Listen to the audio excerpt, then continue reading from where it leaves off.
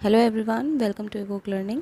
आज की वीडियो में हम डिस्कस करेंगे साइंस का second chapter nutrition in animals. तो चलिए स्टार्ट करते हैं। हमने सबसे पहले फर्स्ट चैप्टर में ये पढ़ा हुआ है कि प्लांट्स जो होते हैं वो अपना फूड खुद से प्रिपेयर करते हैं फोटोसिंथेसिस की प्रोसेस से, लेकिन एनिमल्स फोटोसिंथेसिस की प्रोसेस से खुद के लिए फूड प्रिपेयर नहीं कर सकते हैं।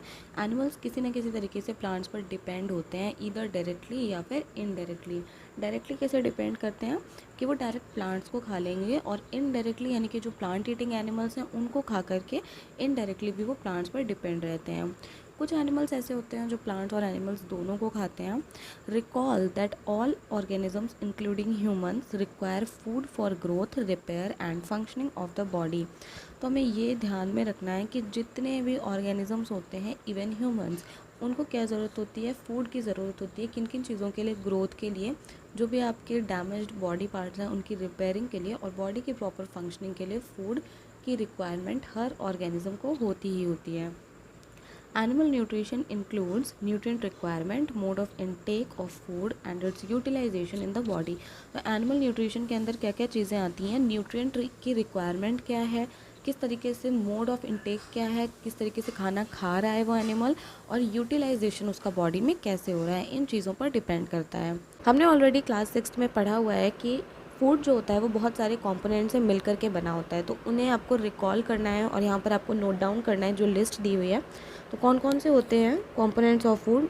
Carbohydrates, proteins, fats, then vitamins, minerals, then water and roughage. तो ये सारी चीज़ें आती हैं आपकी कंपोनेंट्स ऑफ फूड में। Components of food such as carbohydrates are complex substances. जो कार्बोहाइड्रेट्स होते हैं बहुत ही ज़्यादा कॉम्प्लेक्स सब्सटेंसेज होते हैं, बहुत जटिल होते हैं। इन कॉम्प्लेक्स सब्सटेंसेज को बॉडी ईजिली ऐसे ही यूटिलाइज नहीं कर पाती है, तो उसको क्या करना होता है? They are broken into simpler substances. वो सिंपलर सब्सटेंसेज में उसको तोड़ लिया जाता है। जैसे कि आपका सिलेबस होता है बहुत ज़्यादा आपको कॉम्प्लेक्स लगता है, टफ लगता है पढ़ने में, तो आप उसको थोड़े थोड़े पार्ट्स में डिवाइड कर लेते हो, जिससे कि आपको पढ़ने में इजी हो जाता है और आपके लिए सिंपल बन जाता है। तो ऐसे ही कार्बोहाइड्रेट्स को सिंपल फॉर्म में कन्वर्ट कर लिया जाता है। देखिए इस तरह से फिगर में बना हुआ है, कॉम्प्लेक्स सब्सटेंसेस से सिंपलर सब्सटेंसेस में चेंज हो गया। The break down of complex components of food into simpler substances is called digestion. तो यही डाइजेशन है, जब कोई भी कॉम्प्लेक्स सब्सटेंस ब्रेक डाउन होता है सिंपलर सब्सटेंसेस में, तो इट मीन्स वहाँ पर डाइजेशन की प्रोसेस हो रही है बॉडी में। Next is different ways of taking food, यानी खाना खाने के कौन से अलग अलग तरीके हैं, कौन कौन से ऑर्गेनिजम्स किस किस तरीके से फूड इनटेक करते हैं। The mode of taking food into the body varies in different organisms. Her organism अपने आप में यूनिक होता है, अलग होता है, तो उनका मोड ऑफ न्यूट्रिशन भी अलग होता है। ठीक है, जैसे बीज और हमिंग बर्ड्स हैं, वो नेक्टर यानी कि जो फ्रूट के जूसेस होते हैं, प्लांट के नेक्टर होता है, उसको सक करते हैं। Infants of human and many other animals feed on mother's milk. जो छोटे बच्चे होते हैं ह्यूमंस के या काऊ के, बफेलो के, गोट के, वो क्या करते हैं? अपनी मदर्स के मिल्क पर फीड करते हैं। Snakes like the python swallow the animals they prey upon. Snakes जैसे कि पाइथन है, वो क्या करता है? जिन जानवरों का शिकार करता है उनको वो स्वॉलो कर लेता है, उनको निगल लेता है। Some aquatic animals filter tiny food particles floating nearby and feed upon them. जो aquatic animals होते हैं वो पानी में तैर रहे छोटे छोटे कीड़े मकोड़ों को खा करके अपना वो पेट भरते हैं। अब यहाँ पर एक एक्टिविटी दी हुई है। What is the type of food and mode of feeding of the following animals, write down your observations. तो यहाँ पर कुछ एनिमल्स के नेम्स दिए हुए हैं, उनका काइंड ऑफ फूड आपको लिखना है कि वो किस तरीके की चीज़ें खाते हैं, और मोड ऑफ फीडिंग क्या है, यानी कि वो च्यू करके खाते हैं या सॉलो कर लेते हैं या फिर सक कर लेते हैं। तो इन सारी चीज़ों को आपको लिखना है। यहाँ पर आपको एग्जाम्पल में दिया है scraping, chewing, siphoning, capturing, swallowing, sponging, sucking. तो इन सारे वर्ड्स का यूज़ करना है मोड ऑफ फीडिंग में। तो चलिए इस टेबल को फिल कर लेते हैं। सबसे पहले स्नेल। स्नेल क्या खाता है? लीव्स खाता है, इंसेक्ट्स खाता है छोटे, और इसका मोड ऑफ फीडिंग होता है स्क्रैपिंग। एंड फूड पार्टिकल्स खाती है, और ओमनिवोर्स होती हैं एंड्स, तो लगभग सारी चीज़ें खाती हैं। तो इनका मोड ऑफ न्यूट्रिशन है chewing. Eagle eagle small animals और स्मॉल बर्ड्स को खाता है, तो इनका जो मोड ऑफ फीडिंग होता है वो होता है कैप्चरिंग एंड सॉलोइंग। तो ये नीचे आपको दिया हुआ है कैप्चरिंग एंड सॉलोइंग। यहाँ पर हमिंग बर्ड नेक्टर लेती है फ्लावर्स का, लाइस मॉस्किटो ये सारे ब्लड पे फीड करते हैं, बटरफ्लाइज जो होती हैं ये भी नेक्टर पे फीड करती है, और हाउस फ्लाई जो होती है लगभग सारी चीज़ें खाती हैं, ऑल टाइप ऑफ फूड। अब हमिंग बर्ड का जो मोड ऑफ फीडिंग होता है ये सकिंग होता है, लाइस का भी सकिंग होता है, मॉस्किटो का भी सकिंग होता है। बटरफ्लाई का मोड ऑफ न्यूट्रिशन कहलाता है सिफनिंग, और हाउस फ्लाई का होता है स्पॉन्जिंग। तो ये टेबल यहाँ पर कंप्लीट हो गई है, आगे बढ़ते हैं। सो यहाँ पर एक अमेजिंग फैक्ट दिया हुआ है स्टार फिश के बारे में।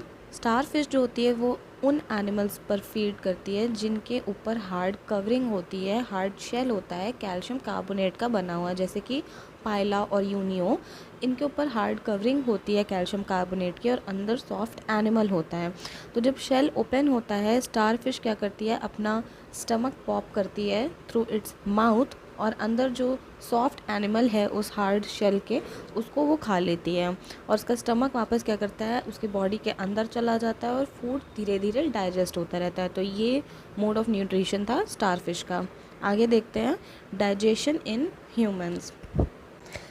We take in food through the mouth, digest and utilize it, यानी कि हम माउथ के थ्रू फूड लेते हैं, उसको डाइजेस्ट करते हैं, यूटिलाइज़ करते हैं। जो अनयूज पार्ट्स होते हैं फूड के वो डिफिकेट हो जाते हैं, यानी कि जो वेस्ट मटेरियल है वो हमारी बॉडी से रिमूव हो जाता है।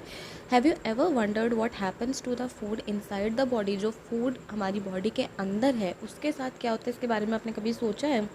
तो जो फूड होता है ये कॉन्टीन्यूस कैनाल से पास होता है, जो कि स्टार्ट होती है बकल कैविटी से और एंड होता है एनस पे। तो ये एलिमेंट्री कैनाल जो हमारा होता है ये कॉन्टीन्यूस कैनाल होता है, जो कि बकल कैविटी से स्टार्ट होकर एनस पर एंड हो रहा होता है। अब इस कैनाल में कुछ वेरियस कंपार्टमेंट्स होते हैं, कुछ वेरियस कंपार्टमेंट्स में डिवाइडेड होता है। कौन कौन से कंपार्टमेंट्स हैं? बकल कैविटी, फूड पाइप जिसको हम इसोफेगस भी कहते हैं, stomach, small intestine, large intestine, rectum और एनस, ये मेजर कंपार्टमेंट्स हैं किसके? हमारे एलिमेंट्री कैनाल के। These parts together form the alimentary canal digestive tract. ये पार्ट्स जो होते हैं buccal cavity, oesophagus, stomach, small intestine, large intestine, anus, ये सारे कंपार्टमेंट्स मिलकर एलिमेंट्री कैनाल बनाते हैं या फिर हमारा डाइजेस्टिव ट्रैक्ट बनाते हैं। The food components gradually get digested as food travels through the various compartments। जैसे जैसे वेरियस कंपार्टमेंट्स में फूड ट्रैवल होता है, यानी कि पहले बकल कैविटी में आया, देन ईसोफेगस में आया, देन स्टमक में आया, तो अलग अलग कंपार्टमेंट्स में जाते जाते धीरे धीरे फूड का डाइजेशन होता है। कुछ डाइजेशन बकल कैविटी में होगा, फिर कुछ स्टमक में होगा, कुछ स्मॉल इंटेस्टाइन में होगा, फाइनली एनस तक पहुँचता है। The inner walls of the stomach and the small intestine and the various glands associated with the canal such as salivary glands and the liver and the pancreas secrete digestive juices। तो क्या होता है कि stomach के जो inner walls हैं, small intestine है, इसके अलावा जो एसोसिएटिव ग्लैंड्स हैं हमारे एलिमेंट्री कैनाल के, जैसे सलाइवरी ग्लैंड्स, लीवर और पेनक्रियाज, ये सब मिलकर के कुछ डाइजेस्टिव जूसेस को सिक्रीट करते हैं। डाइजेस्टिव जूसेस का काम होता है कॉम्प्लेक्स सब्सटेंसेस को सिंपलर सब्सटेंसेस में कन्वर्ट करना। जो भी फूड के कॉम्प्लेक्स पार्टिकल्स हैं उनको सिंपलर सब्सटेंसेस में कन्वर्ट करते हैं digestive juices. The digestive tract and the associated glands together constitute the digestive system। जो डाइजेस्टिव ट्रैक्ट है जिसमें कि ये चीज़ें आती हैं buccal cavity, oesophagus, stomach, small intestine, large intestine, anus, ये और इसके साथ में जो एसोसिएटिव ग्लैंड्स यानी कि सलाइवरी ग्लैंड्स हैं, लीवर, पेनक्रियाज, ये सारे मिलकर के साथ में डाइजेस्टिव सिस्टम बनाते हैं। Now let us know what happens to the food in different parts of the digestive tract. अब अलग अलग जगहों पर किस तरीके से फूड का डाइजेशन होता है इसको देखते हैं। The mouth and the buccal cavity. Food is taken into the body through the mouth, यानी कि खाना हम खाते हैं मुंह से। The process of taking food into the body is called ingestion, यानी वो प्रोसेस जहाँ पर हम खाना खाते हैं मुंह से, जहाँ पर इनटेक होता है माउथ से फूड का, उस प्रोसेस को इंजेशन कहते हैं। हम फूड को च्यू करते हैं अपने टीथ की हेल्प से, उसको ब्रेक करते हैं स्मॉल पीसेज में। Each tooth is rooted in A separate socket in the gums, यानी हमारे मसूड़ों में हर एक टूथ के लिए सेपरेट सॉकेट बना हुआ है जहाँ पर वो दांत जो है वो जड़ों से जुड़े हुए होते हैं। हर टीथ अपीयरेंस में डिफरेंट होता है, उसका फंक्शन डिफरेंट होता है। Accordingly they are given different names, और जैसा उनका काम होता है, जैसा उनका अपीयरेंस होता है, उसके अकॉर्डिंग उनके नेम्स होते हैं। जैसे आप 2.3 फिगर में देखिए, अरेंजमेंट ऑफ टीथ यहाँ पर दिया हुआ है, डिफरेंट टाइप्स दिए हुए हैं टीथ के, incisor, canines, premolars and molars. इसके बाद यहाँ पर एक एक्टिविटी दी हुई है आपको, एक्टिविटी 2.2। सबसे पहले आपको हाथों को वॉश करना है अपने, एक मिरर में आपको देखना है और अपने टीथ को काउंट करना है। इसके लिए आप अपने इंडेक्स फिंगर का यूज़ करिए। आपको बताना है कि आपको कितने टाइप के टीथ आप आइडेंटिफाई कर पा रहे हैं।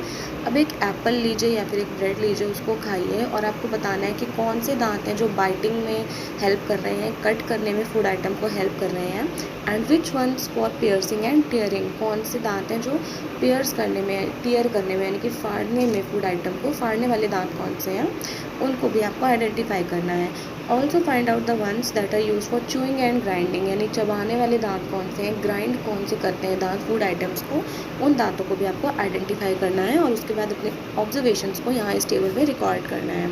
यहाँ पर देखिए दिया हुआ है milk teeth and permanent teeth, यानी कि दूध के दांत और जो परमानेंट दांत होते हैं वो कैसे होते हैं। तो कुछ सालों पहले आपके दांत गिरते रहे होंगे, आपको याद होगा।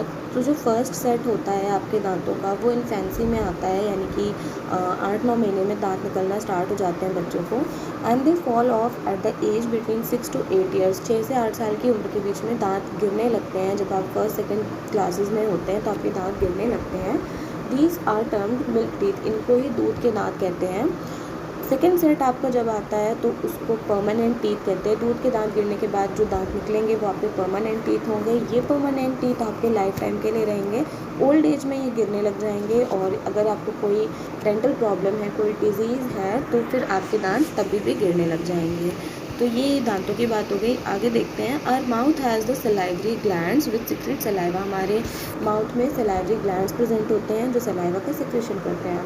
अब हम जानने की कोशिश करते हैं कि सलाइवा का फूड पर क्या फ़र्क पड़ता है, क्या एक्शन होता है। तो यहाँ पर आपको एक एक्टिविटी दी हुई है, एक्टिविटी 2.3, जिसमें आपको 2 टेस्ट ट्यूब्स लेने हैं। एक को ए लेबल करिए और दूसरे को बी।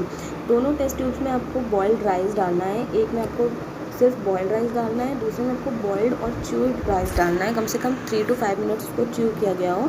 फिर 3 to 4 ml उसमें आप वाटर ऐड करिए और कुछ ड्रॉप्स आयोडीन सोल्यूशन का ऐड करिए, और आपको ऑब्जर्व करना है कि कौन से उसमें टेस्ट ट्यूब में कलर चेंज हो रहा है। The saliva breaks down the starch into sugars, तो जो बी टेस्ट ट्यूब है उसमें क्योंकि हमने राइस को च्यू करके रखा हुआ है, तो सलाइवा क्या करता है कि स्टार्च को शुगर में कन्वर्ट कर देता है। ठीक है। The tongue is a fleshy muscular organ attached at the back to the floor of the buccal cavity. जो हमारी टंग है वो बहुत ही मस्कुलर ऑर्गन होता है, फ्लैशी है, और हमारी बक्कल कैविटी का जो बैक है वहाँ से अटैच्ड रहती है और फ्रंट में फ्री रहती है। इसे किसी भी डायरेक्शन में आप मूव कर सकते हैं। टंग के फंक्शंस क्या क्या होते हैं? एक तो बात करने के लिए यूज़ करते हैं, we use a tongue for talking. इसके अलावा it mixes saliva with the food during chewing and helps in swallowing, यानी कि फूड के साथ में सलाइवा को मिक्स करने में हेल्प करता है। जब हम फूड को चबा रहे होते हैं उस टाइम सलाइवा मिक्स हो रहा होता है। इसके अलावा हेल्प करता है फूड को swallow करने में, यानी कि निगलने में। We also taste food with our tongue, यानी कि हम स्वाद भी लेते हैं अपनी टंग से। इसमें बहुत सारे टेस्ट बर्ड्स प्रेजेंट होते हैं जो कि डिफरेंट टेस्ट्स को आइडेंटिफाई कर लेते हैं, डिटेक्ट कर लेते हैं। We can find out the position of taste buds by the following activity. यहाँ पर एक एक्टिविटी दी हुई है जिससे कि हम बता सकते हैं कि टेस्ट बर्ड्स का पोजीशन कहाँ पर होता है। यहाँ पर एक इम्पॉर्टेंट टॉपिक दिया हुआ है, sweets and tooth decay. Normally हमारे माउथ में बैक्टीरियाज प्रेजेंट होते हैं, लेकिन वो हमारे लिए हार्मफुल नहीं होते हैं। लेकिन अगर हम लोग अपने टीथ को क्लीन नहीं करेंगे, माउथ को क्लीन नहीं करेंगे खाना खाने के बाद, तो हार्मफुल बैक्टीरिया भी हमारे माउथ में ग्रो करना स्टार्ट कर देंगे। These bacteria break down the sugars present from the left over food and release acids. तो ये बैक्टीरियाज क्या करते हैं कि जो लेफ़्ट ओवर फूड हमारे मुंह में बचा कुचा खाना रह जाता है और हमने अपने माउथ को वॉश नहीं किया है, तो उस लेफ़्ट ओवर फूड को शुगर्स में ब्रेक डाउन कर देते हैं, तोड़ देते हैं और एसिड रिलीज़ करने लगते हैं। और ये एसिड जो होता है वो हमारे दांतों के लिए बहुत ज़्यादा हार्मफुल होता है, धीरे धीरे हमारे दांतों को डैमेज करना स्टार्ट कर देता है। इसको ही टूथ डिके कहते हैं। If it is not treated in time it causes severe toothache and in extreme cases results in tooth loss. अगर इसको टाइमली ट्रीट नहीं किया गया तो बहुत ज़्यादा आपको सीवियर टूथ एक हो सकता है, यानी दांतों में आपको बहुत ज़्यादा दर्द होगा। एक्सट्रीम केसेस में क्या होगा, टूथ लॉस भी हो सकता है, दांत आपके गिर जाएंगे। Chocolates, sweets, soft drinks and other sugar products are the major culprits of tooth decay। यानी जो चॉकलेट्स हैं, स्वीट्स हैं, सॉफ्ट ड्रिंक्स जो हम लोग इतना पसंद करते हैं, ये सारे प्रोडक्ट्स जो होते हैं वो हमारे दांतों के लिए बहुत ज़्यादा हार्मफुल होते हैं। मेजर कल्प्रिट्स हैं ये टूथ डिके के। Therefore, one should clean the teeth with a brush or दातुन and dental floss at least twice a day and rinse the mouth after every meal। तो हर खाने के बाद हमको अपने मुंह को अच्छी तरीके से धोना चाहिए। दिन में 2 बार कम से कम हमको या तो ब्रश करना चाहिए, अगर आप दातुन करते हैं तो दातुन करना चाहिए, या फिर अगर आप डेंटल फ्लॉस का यूज़ कर रहे हैं। डेंटल फ्लॉस एक स्ट्रॉन्ग थ्रेड होता है जो कि आप अपने दांतों के बीच में उसको डालकर जो भी ट्रैप्ड फूड आइटम्स हैं, फंसा हुआ है खाना, उसको आप रिमूव कर सकते हैं। और दिन में 2 बार आपको करना ही चाहिए। Also one should not put dirty fingers और any unwashed object in the mouth. कोई भी गंदी संदी चीज़ उठा के आपको मुंह में नहीं डाल लेना चाहिए। हाथ हमेशा साफ़ करके ही मुंह के आसपास लेके जाना चाहिए। Sometimes when you eat in a Hari, talk और laugh while eating you may cough, get hiccups और a choking sensation। अगर कभी कभी आप जल्दी जल्दी में बहुत खाना खा रहे हैं, हंसते हुए खाना खा रहे हैं या बातें कर रहे हैं खाना खाते वक्त, तो आपको खांसी आने लगेगी या फिर हिचकियाँ आने लगेंगी, या फिर आपको ऐसा लगेगा कि आप बिल्कुल आप चोक कर रहे हैं, यानी आप सांस नहीं ले पा रहे हैं। ऐसा इसलिए होता है क्योंकि जो फूड पार्टिकल्स हैं वो विंड पाइप में चले जाते हैं। Windpipe carries air from the nostrils to the lungs. तो ये विंड पाइप का काम होता है कि वो एयर्स को नॉस्ट्रल्स के थ्रू लंग्स में लेके जाता है, और ये फूड पाइप के साथ साथ होता है, यानी एडजेसेंट चल रहा होता है। But inside the throat air and food share a common passage. यानी कि थ्रोट के अंदर क्या हो रहा है, एयर और फूड कॉमन पैसेज शेयर करते हैं। एक ही कॉमन पैसेज है, एक ही रास्ता है जहाँ से एयर भी जाएगा और फूड भी जाएगा। तो हम फूड को कैसे प्रिवेंट करेंगे कि वो विंड पाइप में एंटर ना करे। तो जब आप सॉलो कर रहे होते हो, जब आप निगल रहे होते हो खाने को, उस टाइम पर एक फ्लैप लाइक का वॉल्व होता है, यानी कि एक कैप टाइप का होता है जो क्लोज कर देता है विंड पाइप के पैसेज को, उस रास्ते को ब्लॉक कर देता है और फूड अपने आप विंड पाइप में चला जाता है। If by chance food particles enter the wind pipe, अगर by chance food particle wind pipe में चला जाता है तो हमको ऐसा लगता है कि हम चोक कर रहे हैं, या फिर हमें हिचकियाँ आने लगती हैं और खांसी आने लगती है। तो इसीलिए हमेशा कहा जाता है कि खाना खाते वक्त कभी भी बातें नहीं करनी चाहिए या बहुत जल्दी जल्दी में खाना नहीं खाना चाहिए। आगे देखते हैं। यहाँ पर एक एक्टिविटी दी हुई है जिससे कि हम पता लगा सकते हैं टेस्ट बड्स का पोजीशन क्या है। Prepare a separate sample each of sugar solution, common salt solution, lemon juice and juice of crushed Neem leaf और बिटर गॉर्ड। यानी कि आपको 4 तरीके के सैम्पल्स अलग अलग प्रिपेयर करने हैं। चीनी का, एक नमक का, एक लेमन जूस का, और एक ऐसा जूस बनाना है जो नीम की पत्तियों से बना हुआ हो या फिर करेले का जूस हो। अब आप अपने किसी क्लासमेट को ब्लाइंड फोल्ड कर दीजिए और उसको बोलिए कि अपनी जीभ बाहर निकाले, फ्लैट पोजीशन पर रखें, और एक क्लीन टूथपिक की हेल्प से आपको इन सैम्पल्स को 1 बाय 1 उसके टंग एरिया पर रखना है। डिफरेंट टंग एरियाज़ पर उसको रखना है, और हर एक सैम्पल को रखने के लिए आपको एक न्यू टूथपिक यूज़ करना है, साफ़ टूथपिक यूज़ करो।